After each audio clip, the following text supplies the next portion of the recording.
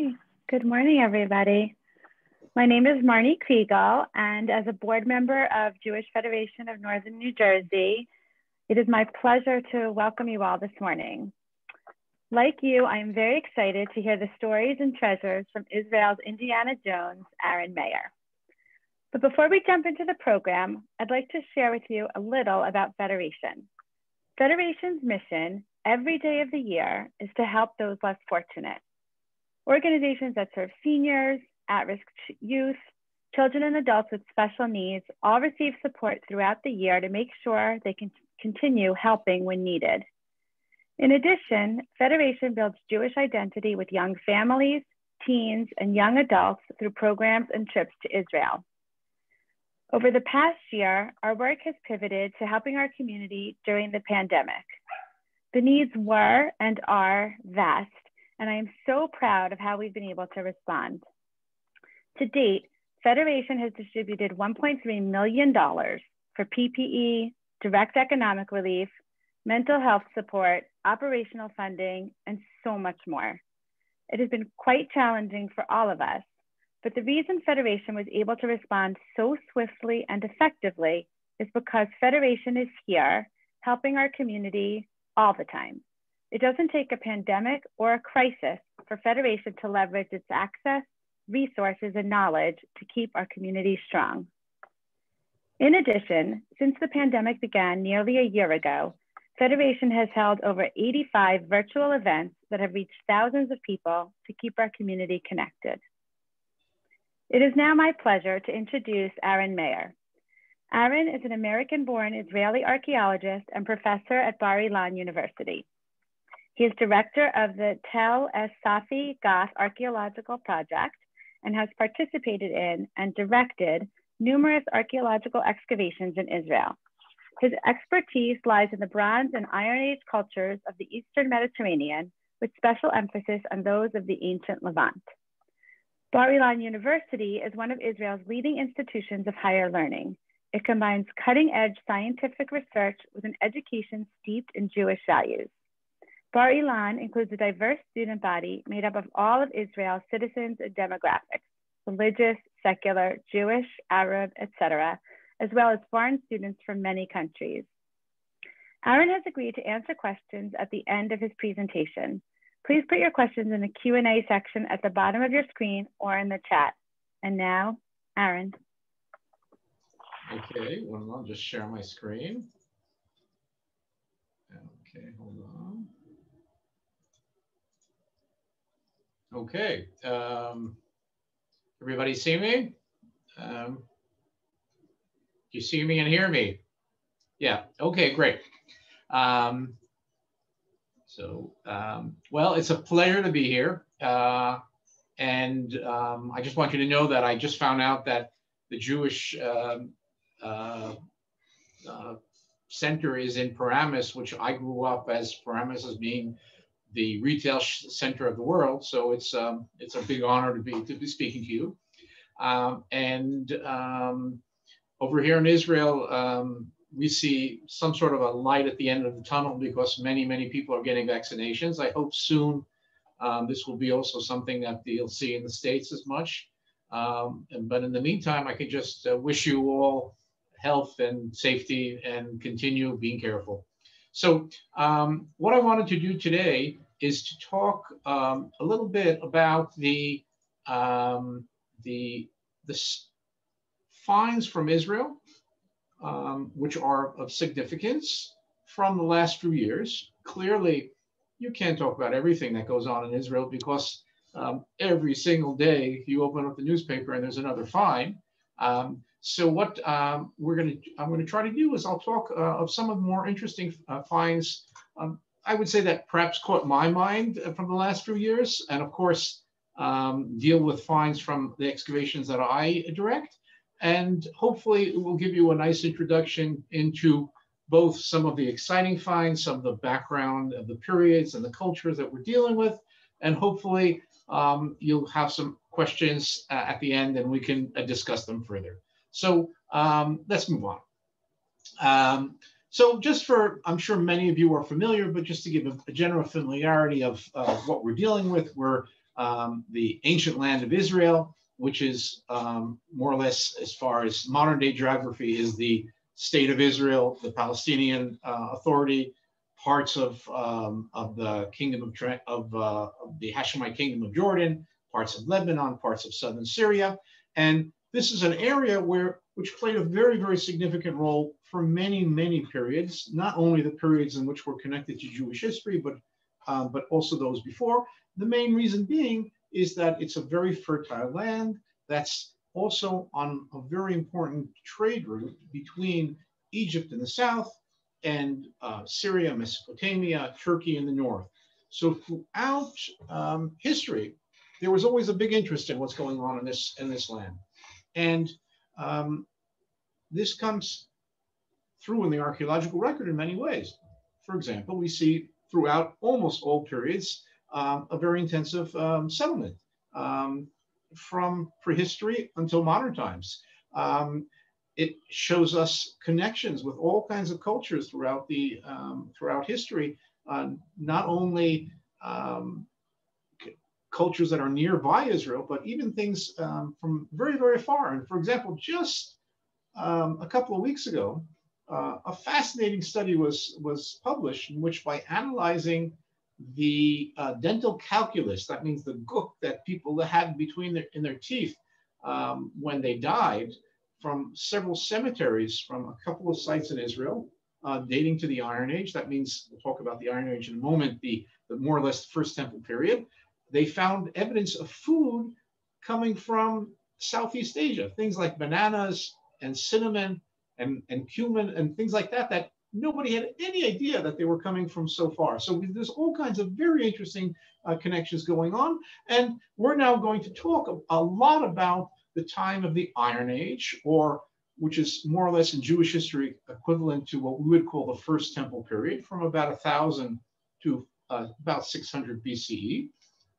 We'll be talking about the Kingdom of Judah, which is in the area of, let's say, from Jerusalem and southwards towards the Negev, the Kingdom of Israel, which is from Jerusalem northwards, the Philistines, and some other groups of peoples around as we go on.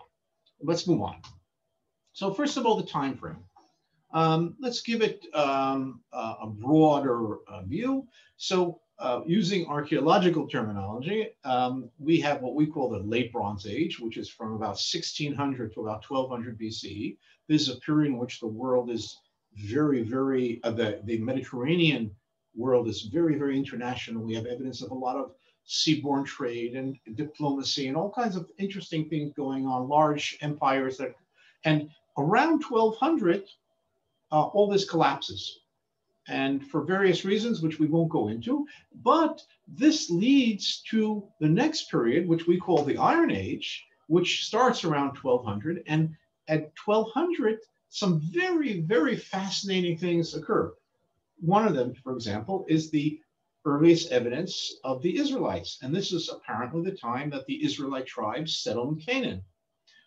This is the time that the Arameans, if you remember Lavan, the Aramean, so this is when the Arameans appear. This is the time that the Philistines appear. And we'll be talking about the Philistines in a moment. And this is, as far as biblical history, this is more or less the time of the book of Joshua, Judges, and Samuel. Then you have the second part of the Iron Age, which is from about 1000 to 586. This is the period which we would call the First Temple period. This is the time from David and Solomon until the destruction of Jerusalem. And I'm sure you know, after the reign of Solomon, the kingdom was separated into the northern Israelite kingdom and the southern Judite kingdom. And the Israelite kingdom lasted till about 722 BCE, when it was destroyed by the Assyrians, and the Judite kingdom lasted to 586 BCE, when it was destroyed by the Babylonians. And these are depicted, a lot of it, in the Book of Kings, the various prophets, and the Book of Chronicles, Divrei Yamim. And then finally, destruction of Jerusalem by the Babylonians, 586 BCE, and then what we call, in historical archaeological terms, the Persian period. That's when the land was part of the large Persian Empire. This is the time of the books of Ezra and Nehemiah. And of course, just for this week, the story of Purim occurs within the context of the Persian Empire. But we're going to be focusing mainly on the period of the Iron Age, the time right before and during the First Temple period. So let's start with Jerusalem. I mean, Jerusalem is the center of everything as far as the Bible goes, as far as modern day geopolitics, anything you want that can go wrong does go wrong in Jerusalem from all over history. Now, when we go to the First Temple period, we have some very, very interesting remains of Jerusalem. Clearly, I won't be able to talk about everything. This would need a semester-long course just to get the introduction. But let's have a couple of pointers. So here in the gray line, that's the line of the modern city wall, which in American terms, I wouldn't think you'd call it modern. In Israeli terms, it's modern because it's only from the 16th century CE. That's very, very new. This is Jaffa Gate. This is the Kotel, the Western Wall here. This is the Temple Mount. This is the Jewish quarter over here. And here you can see the size of Jerusalem in the First Temple period. The Temple Mount where the temple was, the area that's called the City of David. I'm sure many of you people who've been to Israel have visited the City of David, and that's where the earliest city of Jerusalem was. And then at various stages of the Iron Age, the city expanded to the west and became a very large and one of the largest cities in the land. And excuse me, somebody just came into my room. And we have many, many fascinating remains here. We're going to talk about a few of them. So first of all, let's look at an aerial photograph of the topography. You can see here, looking from south to north, this is the City of David with the Temple Mount and the Dome of the Rock and the Al-Aqsa Mosque over here, where the original location of the temple was. This is the City of David. This is the Kidron Valley. Those of you familiar, this is where the Gihon Spring is situated. And then separating the City of David from the rest of the city, there's this road that goes down there, which is basically above a valley, which you can barely see nowadays. And if here's looking at an attempt to recreate in a model what Jerusalem looked like at the end of the First Temple period, here again you can see the temple on the Temple Mount, the City of David leading down between the Kidron Valley and the Turquoian Valley, the Central Valley, and then the large city that expanded westwards towards the end of the First Temple period. And in the last few years, there have been excavations where they've tried to locate the earliest remains of Jerusalem from the time of the monarchy.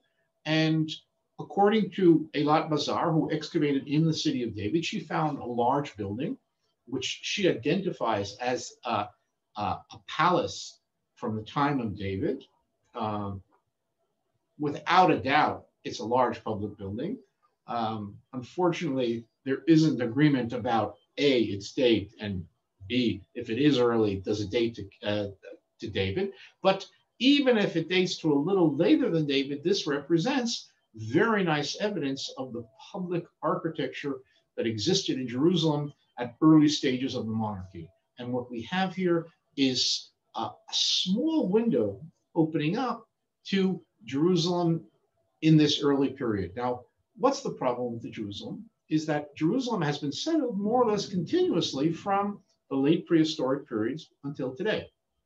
And in particular, in areas which were intensely settled throughout all periods, such as the City of David, we very often can find very few remains of the very early periods. So very often we'll be looking at at a period which we know the city existed at the time, but the telltale evidence is quite limited.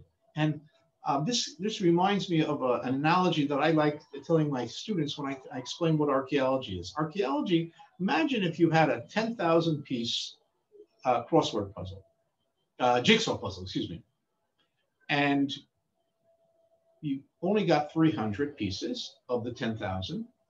And not only that, the bastards took away the cover on the box. So you don't even have a picture of what originally is supposed to be there.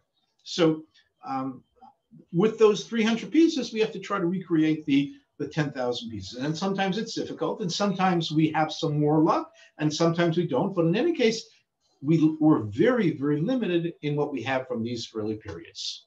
And this is an artist's recreation of what the city might look like. Again, the temple, and this is the location of that building that Eilat Mazar found, which might be a palace from the time of David and Solomon. Now, a fascinating topic is the temple. We know of the temple from a very, very detailed description that we have in the Book of Kings. It's in fact one of the most detailed descriptions of a temple that we have from the ancient Near East in general. And it would be great if we can find it. Unfortunately, the Temple Mount, as you can see here, is, first of all, right now, more or less on the location of what probably the location of the original temple. There's the Dome of the Rock. Now, even if we woke up one morning and by some magic, this whole building disappeared, evaporated into the air, unfortunately, the Dome of the Rock is on the rock. There's nothing, there's no layers below the Dome of the Rock. It's on the rock. So unfortunately, we have very, very few remains of the actual temple. And here and there are some hints of what it might be. So how can we recreate what the temple looked like? We do something very interesting. On the one hand, we have this depiction in the Bible, and then we compare the depiction to other temples and other objects from temples that we have from other sites in the region, both near Judah and Jerusalem, but also farther away. And it turns out that temples at that time were built very often quite similar. So based on the depiction, we can then go on and say, well, here, based on a temple that was found in northern Syria, models of temple that were found at various sites, we can reconstruct what the temple would be. Now, even as I said, if one day we woke up and there was nothing left on the Temple Mount, most probably, and if archaeologists could go and excavate on the Temple Mount, most probably we wouldn't be able to add much to the story of what the actual temple looked like, save perhaps some objects which might have come from the temple. And those of you who may be familiar, there's a project that goes on in Jerusalem in which they're sifting through sediments that were found, that were thrown off the Temple Mount when the Muslim religious authorities, the Waqf, expanded some of the mosques, though. And some of that material may have come originally from the temple, probably from later stages, not from the first temple. And in any case, that might give us an idea. Now, let's talk of some additional recent finds from biblical Jerusalem. And these are two fascinating finds that were just recently reported. These are bullae. Bullae are clay lumps that are used to seal a letter. And as you can see over here, if you write a letter on papyrus or parchment, and you then roll it up and you fold it up and everything, and you want to send it off to someone else. Now, if you want to send it off to someone else, you want it to stay sealed, just like we seal an envelope with glue, and sometimes you put a seal on it, like a notary does. The ancient writers of letters would take a piece of this clay and tie a knot and put the clay right on top of the knot and stamp it with their name. And anybody would know who wrote the letter, who's sending it. And if anybody opened the letter, the clay sealing would break, and then they'd know that the letter had been opened. And recently, they found Bullae of King Hezekiah, the famous Chizkiyahu from the time of Isaiah, Yeshayahu, the prophet, in the end of the 8th century BCE. And even more interestingly, very, very fragmentary, but apparently even a Bullae of Isaiah himself. Now, this is fascinating because only high-level people in the kingdom of Judah could write, or had scribes writing for them, and only if they were of importance, they had a seal which they sealed their documents with. And this is fascinating, and this is something that it suddenly takes the archaeological remains and turns them into people.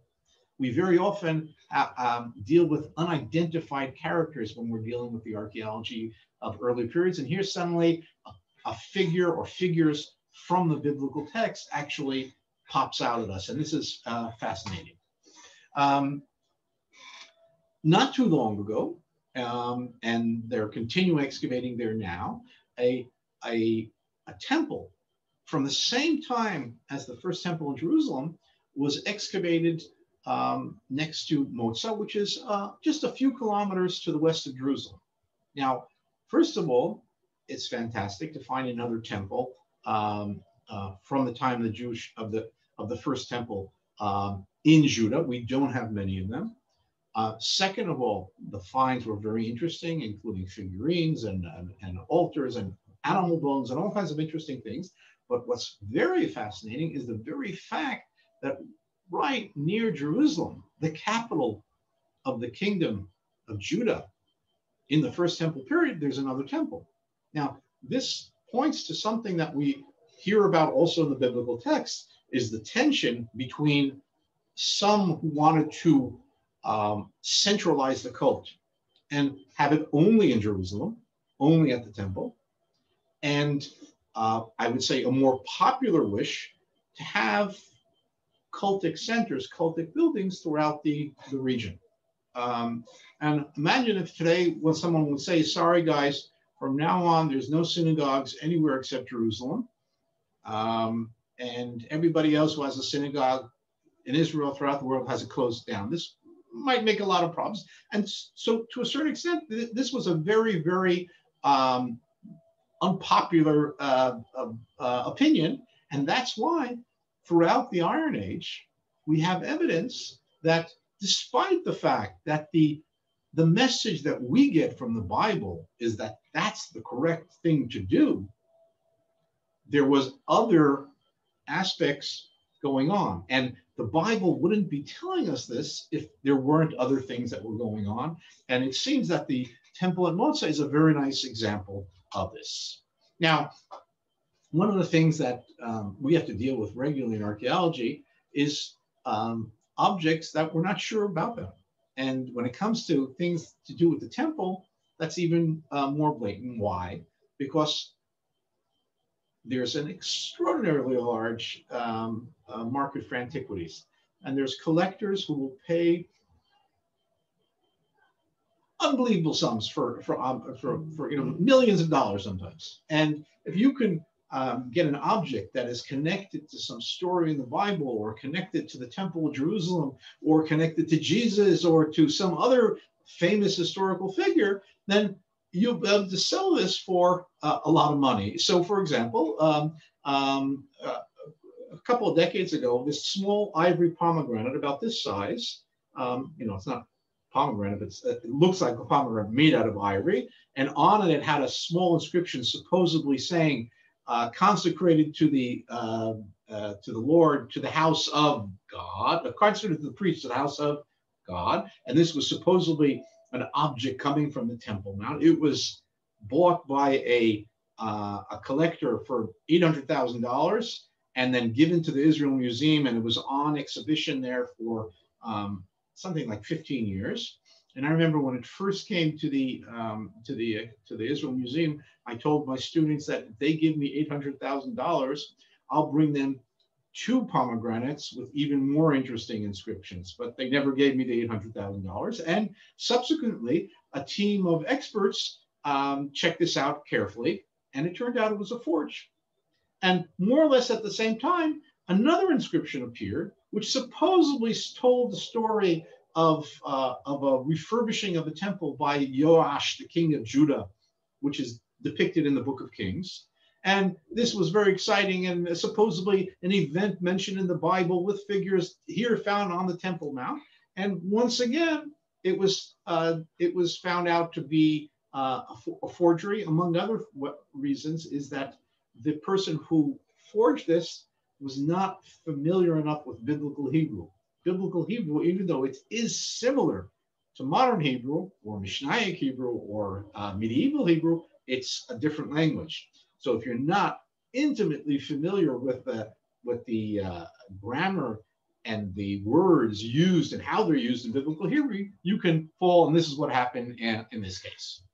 Now, a fascinating site that was discovered about 15 years ago to the west of Jerusalem, about 30 kilometers to the west of Jerusalem, right near the modern city of Beit Shemesh, is the city of Hezekiah. This was excavated by an archaeologist from Hebrew University, my colleague Yossi Garfinkel, and he found a small fortified settlement, and you can see here the fortifications surrounding the settlement, and houses built around it. And this site was dated to just around 1000 BC, which according to the biblical chronology is the time of David. Yossi said, here's a fortified site dated to the time of David, according to the biblical chronology. And when I look at the material culture, it reminds me very much of the houses, of the pottery, of the food that we see in Judah at the time. And so he suggested this is evidence of an attempt by David to extend the territory of the kingdom of Judah from Jerusalem westwards into what we call the Shfela, the Judean foothills. And this is, according to him, excellent proof of the very existence of the kingdom of Judah. Now, why do we have to deal with the very existence of the kingdom of Judah? For the simple reason is that even though there is a lot of mention in the biblical text of David and Solomon, up until recently, there was no external text that mentioned David. And until today, there's no non-biblical text which mentions Solomon.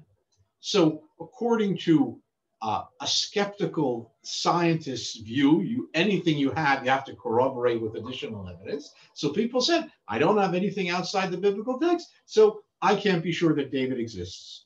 Now, about 25 years ago, an inscription was found which mentions the king of the house of David. So we're quite sure that a David exists. But again, even if you know that David exists, who was he? What was he? Where did he rule? What did he conquer, etc.? So according to Yossi Garfinkel, this was a site associated with David. And needless to say, like anything that goes on in archaeology, not everybody agrees with it.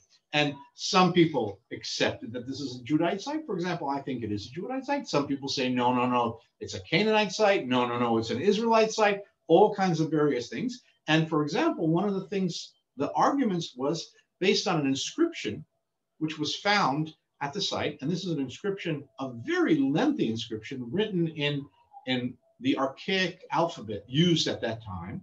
And what is so frustrating about this inscription, despite the fact that it's much longer than most inscriptions that we have at the time, and you can actually recognize almost all the letters, when you put it all together, there is no agreement. What does the text actually say?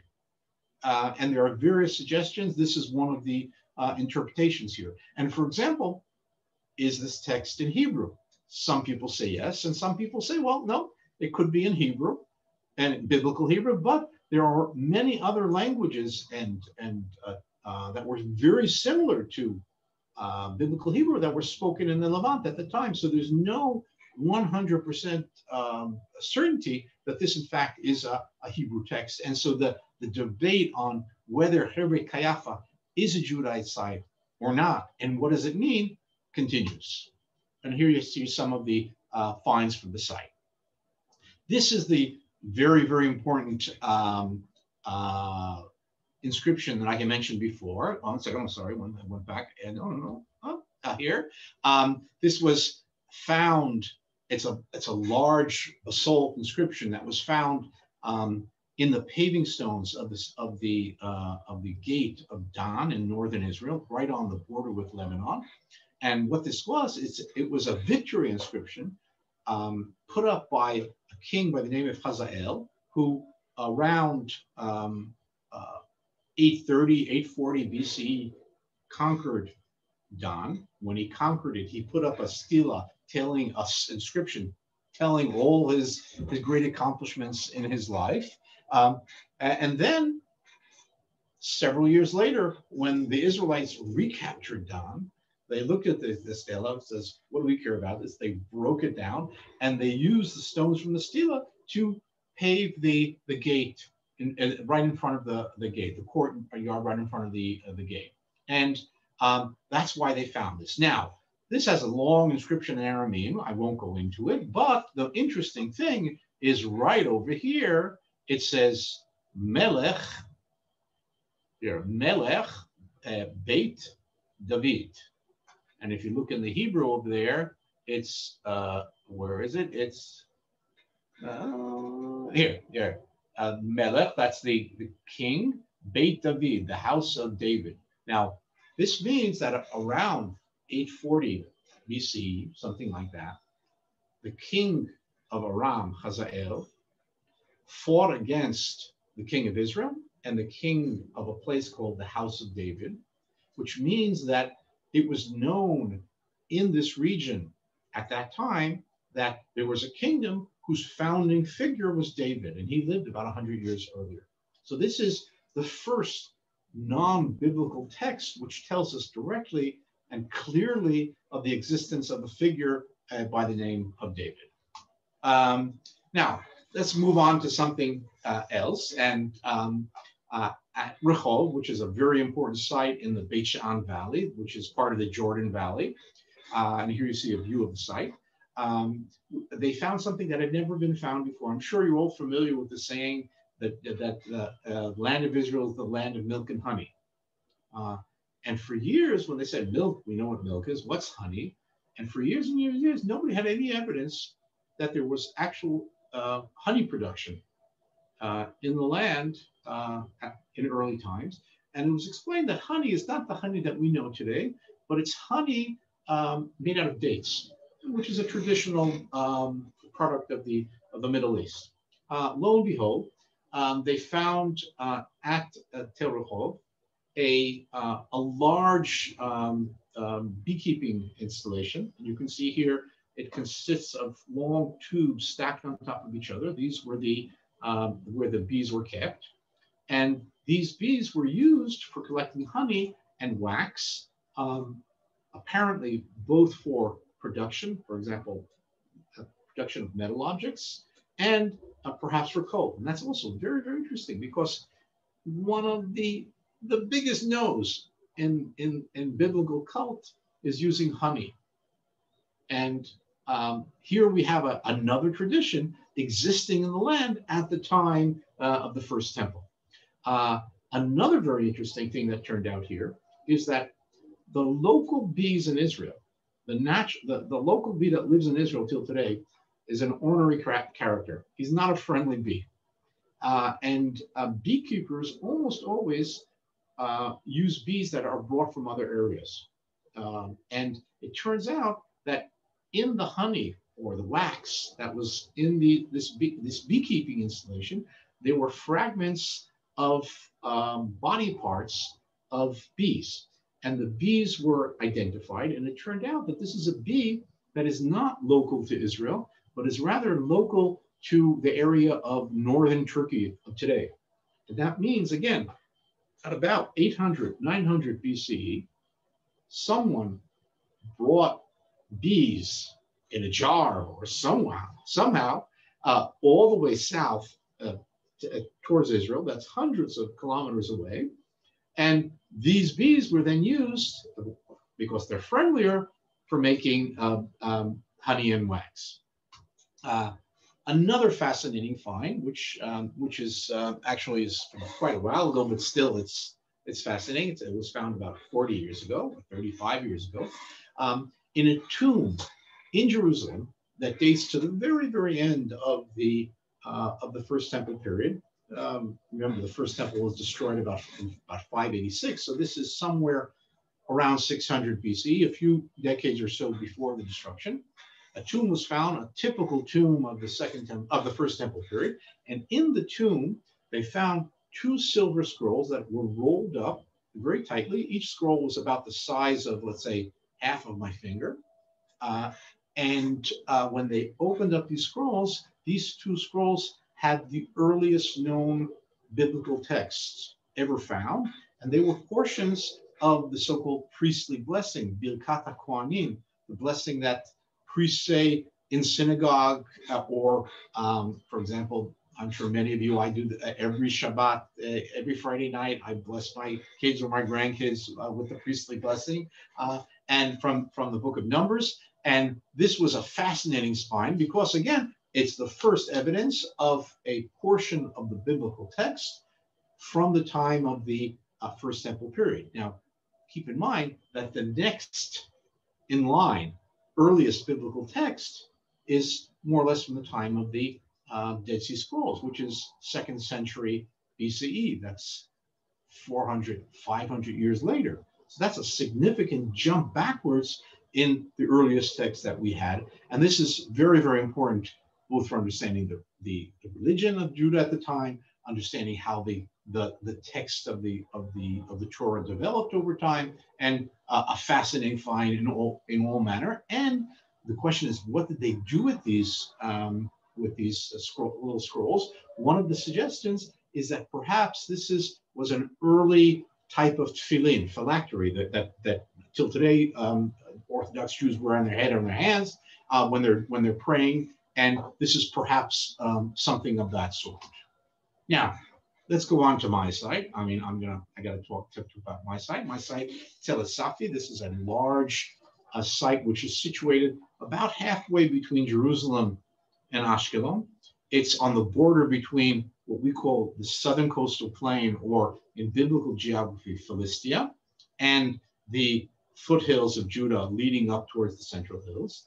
And it's in the region called today the southern coastal plain, which is more or less between Tel Aviv and Gaza. And in the Iron Age, this is where the Philistines lived. And this is where the 5 major Philistine cities were located. You can see here Ashdod, Ashkelon, and Gaza along the coast, and Ekron and Gath, Tel Dan inland. And this is the well-known from the biblical text. And we know a lot about this from archaeology from the last few decades. And for the last 25 years, I've been excavating at this site with many, many very interesting remains. And I'm going to show you a small snippet of some of our finds. So here, looking from, this is not really looking from an airplane. This is through Google Earth, but we're looking westwards towards the Mediterranean Sea. There's Ashkelon, there's Gaza. That's the northern coast of Sinai. This is Tel Dan Gath, and we're looking from the Judean Shfela towards Gath, and the site I mentioned before, Khirbet Kayafa, is right over here. And you can see the large size of the site. Wherever you look at it, from whatever direction, you can see the site. And it's one of the largest ancient mounds. That means multi-period sites. And I'm sure many of you are familiar with the way tells are formed. Is you have a hill, then a settlement on it, which is abandoned, destroyed, and another one, sort of like a wedding cake type of construction. And this site was settled from late prehistoric times until an Arab village by the name of Tel Dan, which was abandoned in 1948 during the Israel War of Independence. And we have a continuous occupation throughout over the site. Now, it's a large site, and we have an upper city and a lower city, and these mark out all the various excavation areas that we've excavated over the last 25 years, from all kinds of periods, all kinds of finds, from all kinds of contexts. We're not going to talk about everything. you have to realize that I've been doing this for a quarter of a century, and I've barely scratched the surface. In fact, probably I'm going to end the project and very soon, and having only touched part of it. But you can't excavate everything. You don't have enough time or money. And the truth is, you want to leave the archaeological remains for the future, that if 100 years from now, if there's an archaeologist who wants to come to Gath and excavate Gath, he'll have better technology, better methods. Of course, he'll say that I didn't know what I was talking about. I was all confused. My methods were insufficient. And I'd prefer to leave that for him in the future. And here you can see the enormous size of the site. And you can see the site is comprised of a very large upper city and a very large lower city. And during the Iron Age, when the Philistines were at the city developed into its largest size throughout history. And it was perhaps the largest site in the entire land at that time, for sure in Philistia. And one of the things that modern archaeology in general, but the project at es-Safi specifically, is very, very putting a big emphasis is trying to utilize as many ways possible to study the past. Because if we go back to that analogy I had about the jigsaw puzzle, we have so few pieces, we have to make sure that we study those few pieces from every possible angle. And one of the things that we've done is that we've brought in a lot of science, and not only the science, but actually the scientists into the field to work with us as we excavate. And so that we can have all kinds of insights that just 10, 15 years ago were non-existent. And I like to compare archaeology that I do today as opposed to the archaeology that I was taught in the 1980s. It's sort of like the difference between 21st century medicine and 19th century medicine. We have the same objectives in medicine then and now, but the toolkit available to the doctor today is so much different from that of the past. The same thing goes for archaeology, but in this case, it's not 100, 150 years ago, but it's even 10, 15, 20 years ago. Things are very, very different. Now, if we're talking about the Philistines, let's go back, step back and talk about who they are. So as I told you, in the late Bronze Age, the Eastern Mediterranean was a very vibrant area with trade connections and empires and diplomatic records. And we have a lot of ancient documents from this time. And around 1200, all this comes apart. And one of the things that happened is that the Philistine culture appears in the southern coastal plain. Now, the Philistine culture is very different from the culture that we had in Canaan beforehand. And when I was taught in university, it was explained that the Philistines got on ships somewhere in Greece, sailed across the Mediterranean, landed on the coast of Canaan, and destroyed the Canaanite cities in the southern coastal plain, and brought in a new culture, an Aegean, a Greek-like culture, which that was brought in. Those are the Philistines. Nowadays, we know this situation is much more complex. And in fact, the Philistines are comprised of a lot of people from all kinds of different regions, including locals, who form a unique culture. So it's not one group coming from afar, but it is, in the end, a culture very different from the cultures surrounding it. And for example, when we compare the Philistine culture to the Judite culture, the Israelite culture, there's very significant differences. Now, one of the things, for example, is what they eat. And as we all know, till today, food is one of the most basic identifying factors among people. And we all know that when you go home and to your mother, your grandmother, and you eat their food, it warms your belly. I mean, unless they're not good cooks, of course, but we won't talk about that. And this is always, food habits are very central in people's identities. Now, one of the things that they noticed is that in large, Philistines ate pig and dog meat. At most Judite sites, you don't find them. And it was thought that this might be evidence that of what we would call the earliest evidence of kashrut, of the Jewish dietary laws. Now, this was seen as a fantastic thing. And it is a very interesting thing, but it turns out that it's not so simple. Why? Because it turns out that not all Philistines eat pig.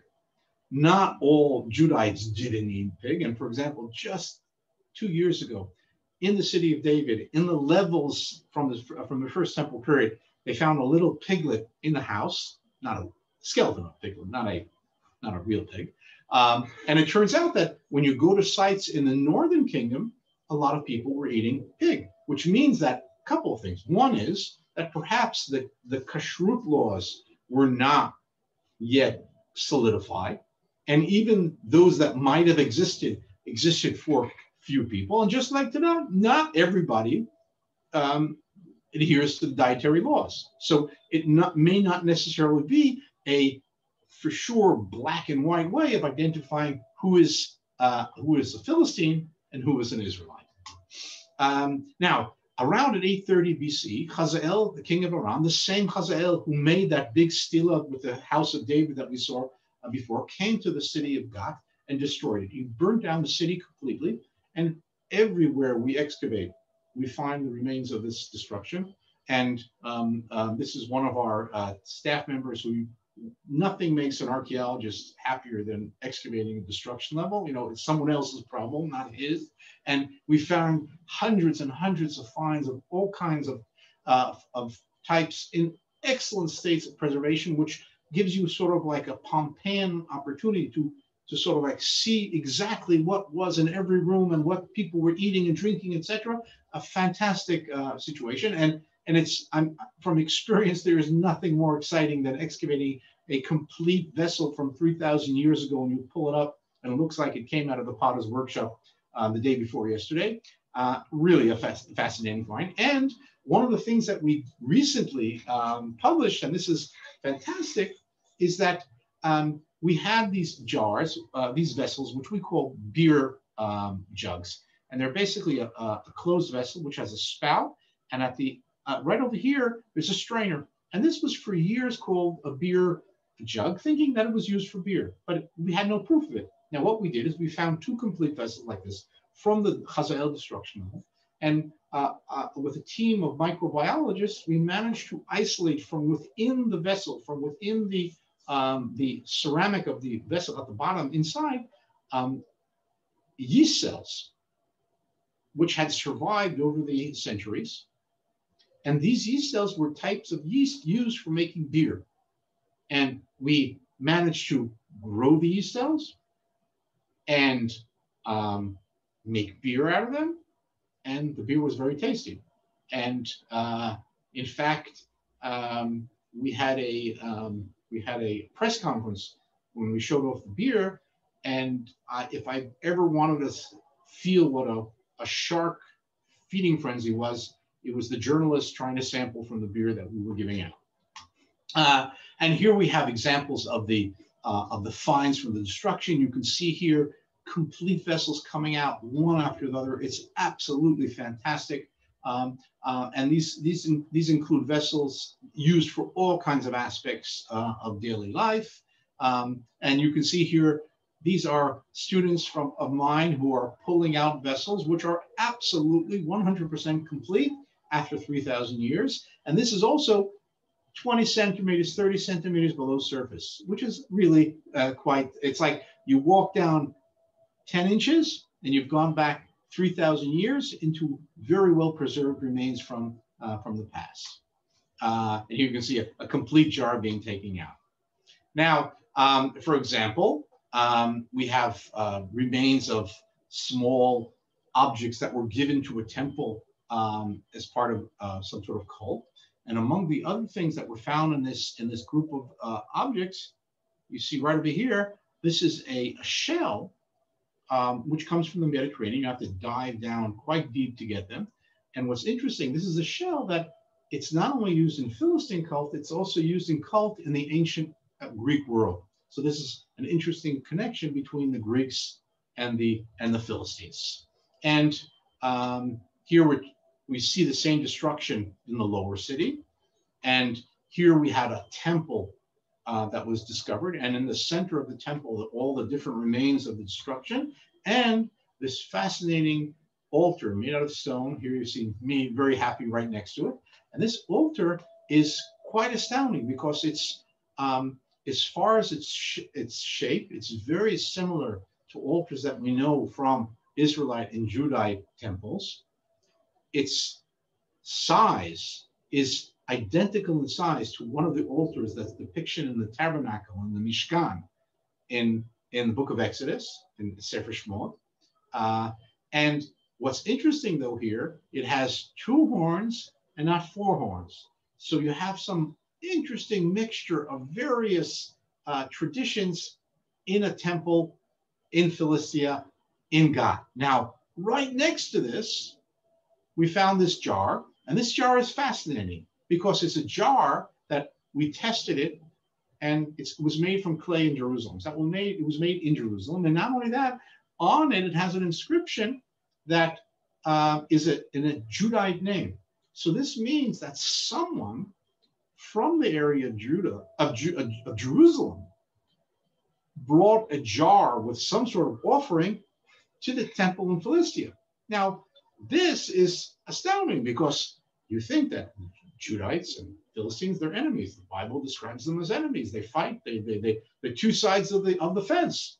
But in fact, it's much more complicated than this. And we can see this both archaeologically, but also in the Bible. If you think of the Samson cycle, so on the one hand, Samson kills Philistines left and right, and in the end is killed by the Philistines, but he also marries a couple of Philistines and goes back and forth to the Philistines. So the relationship between the Philistines and the Israelites and the Judites is much more complex. And I always like to say it's sort of like the relationship between the Palestinians and the Israelis today, is that on the one hand, we're enemies and we fight, but on the other hand, we work together, we eat the same food, we have similar humor, and there's a lot of interaction on a daily basis between the 2 cultures. Finally, I think this is the last thing that I'm going to show from an archaeological point of view. Recently, we found one of the city gates, and the city gate of Gath is well known in the Bible because David, when he was running away from King Saul, runs to the city of Gath and comes to the gate, and King Achish comes out with his servants to meet him at the gate. And this is after David, a while ago, had killed Goliath, who according to the Bible came from God. And David comes and he wants to come and seek refuge from Saul. And Achish's servants say, but Achish, this is the guy who killed Goliath. So David realizes he's in a bit of a problem. So he fakes that he's mad, and spittle dribbles down on his beard, and he makes funny noises and actions and everything. And then God says, I have enough crazy people, don't bother me with him. So his life is saved. Now, so we find a gate. Clearly, we want to find David's spittle as well. So I don't know if we will, but it's nevertheless very interesting. And finally, a very cool thing that we found is that right in one of the rooms right next to the gate, we found, you can see this over here, we found a wall that had been, the room had been blocked up at some point. And because of that, the entire door between 2 rooms, which had been filled in, still standing. And we had hoped that we would excavate this door in 2020. Unfortunately, COVID-19 didn't agree with us. I hope that in the coming summer, we'll have a chance to excavate this room and walk through a brick wall and door from 3,000 years ago. So if you're interested in our work, you can follow the website on a regular basis, or even better, join us. And I don't know if by the summer people from abroad will be allowed to come to Israel, but if you are, you can join us for a couple of weeks in July. And if you want more information, if you want to sign up, you go to the website right over there. And that's one thing. And the other thing is, I developed a MOOC, a massive open online course, which you can register for free on biblical archaeology. the next season starts. It starts running again March 7th, very, very soon. So if you go to the edx.org and look for the MOOC, Biblical Archaeology, the Archaeology of Ancient Israel and Judah, you can get an 8-lesson introduction to the archaeology of the land of Israel during the Iron Age. And more than 7,000 people have taken already. It's supposed to be, and believe me, it is a lot of fun. So I invite you to come sign up for this as well. Okay, well, so thank you very much. And now you're more than welcome to ask questions about anything that you're interested in, as long as it's connected to archaeology. Okay, thank you very much. Aaron, thank you so much. That was fantastic. We have a couple of questions. One is, I'm just going to read it. There are references, this was when you were talking about the temple in Moza. There are references to other temples in Shiloh, Samaria, and Dan, but none at all about such a temple in Moza. Is there any biblical or historical basis that suggests the temple this close to the Solomonic temple? That's a great question. There are some discussions about what it could be, and one of the suggestions is that perhaps it's the site of Kiryat Ye'arim, which is mentioned in the Bible in the story of when the ark is taken from Philistia to Jerusalem. It stops for a while at the house of Ittai the Gittite, not Ittai the Gittite, another Gittite who lived in Kiryat Ye'arim, and there David took it from there to Jerusalem. So that's one of the possibilities. Another possibility is that it's a site that's mentioned, because the Bible is not an accurate list of all the sites that existed in the land of Israel in the various periods. It lists sites and the names of sites when they're relevant to a story that the Bible is telling us. So it could also possibly be that this site was not mentioned. Did I answer? I answered the question, yeah. A related question, is this what is related to what I believe is the city of Gath, so G-O-T-H, in other sources or beliefs? I missed that question. Could you ask it again? Is this what is related to what I believe is the city of Gath, G-O-T-H, in other sources or beliefs? So no, it's not G-O-T-H, it's G-A-T-H. Yeah. I'm not familiar with, oh, you mean Gothic, as in Gothic. No, that's something else. Nothing to do with that. Yeah. And then another question, when and how did ancient Hebrew script evolve into the characters we know today? Okay, that's also a question for an entire course. But the Hebrew script from the that we know from the Iron Age is based on a script that developed slowly in the region from the Middle Bronze Age, from like 1800 onwards. And it slowly evolved into what we call the Aramaic script. And the Aramaic script then became what we call the modern Hebrew script. So it's a long process of centuries upon centuries of development.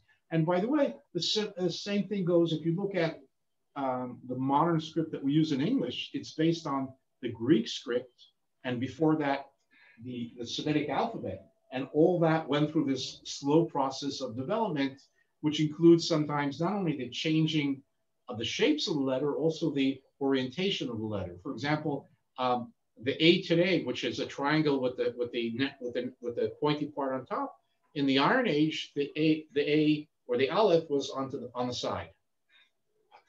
Okay, next question. Someone wants to know if the biblical archaeology course is recorded and shared with the people who sign up for it. Well, once you sign up for it, and you can sign up for free, it doesn't cost anything. You can watch it as many times as you want to. If you want to get certification, you pay $50 or something like that, and that's all. But you can watch it for free, and once you've signed up, you can access it whenever you want. We have somebody who says that she worked on the Gezer dig in the 60s and was allowed to take some of the pottery shards And now she hears that they don't have any shards, and she wants to know what she can do to return them. If you have party shards from an excavation, keep them for your grandchildren or your great-grandchildren, and tell them about the fun time you had in the excavation. Don't worry about returning them. Okay. And then someone who wants the website for the MOOC. So I guess maybe. So if you go, I'll move back 1 second. I'll move back here. No, wrong way. If you go to edx.org,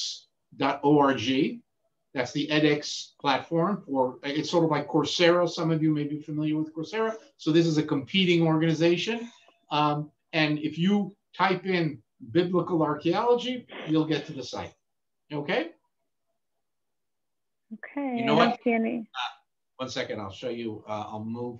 1 second, I can even show you on. Hold on. Where are we?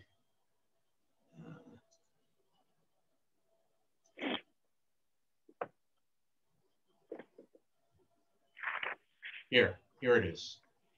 So the website, you can see it up on top here. Biblical Archaeology, Archaeology of Ancient IS. Okay, you see it? We're still seeing your slideshow. Mm-hmm. Okay. Okay, I don't see any other questions. So thank you so much. That was fascinating. I particularly enjoyed the link between the archaeological finds and the biblical text. My pleasure. So much appreciated.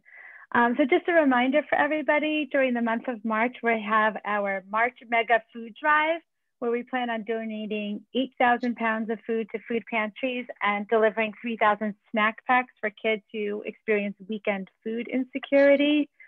And our virtual events calendar is full, and we encourage you to visit our website often for the latest information. If you've made a donation to Federation, I thank you very much.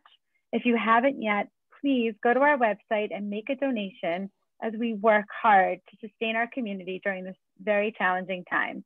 Thank you, everybody. Thank you again to Aaron Mayer, and have a good week, everyone. Thank you to all, and please keep safe and healthy.